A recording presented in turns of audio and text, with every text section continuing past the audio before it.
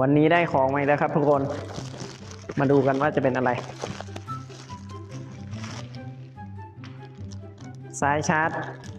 แบบสั้นนะครับเวลาเราเอาไว้ใช้กับแบตสำรองเงี้ย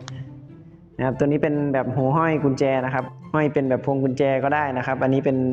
หูตะขอเขาออกแบบเป็นหูตะขอมาให้เห็นไหมทุกคน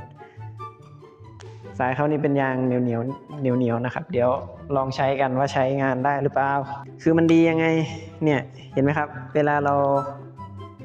เอามาใช้ด้วยกันแล้วเนี่ยระยะสายมันจะอยู่ใกล้กันใช่ไหมเราก็เสียบ power bank เสียบมือถือครับนี่เข้าเลยเห็นไหมทุกคนเนี่ยระยะสายเขาก็จะสั้นๆนะครับเก็บง่ายพกพาสะดวกก็คือเวลาเก็บก็ถอดแล้วก็ประกอบเข้าที่เดิมนะครับเป็นแบบเหมือนหูพวงกุญแจนะครับพกพาไปไหนมาไหนได้ง่ายๆนะครับเนี่ยห้อยกับพวงกุญแจไปเลยก็ได้ใครสนใจนะครับคลิกที่ตะกร้าด้านล่างได้เลยนะครับราคาแค่นี้ผมว่าคุ้มค่านะกับการใช้งาน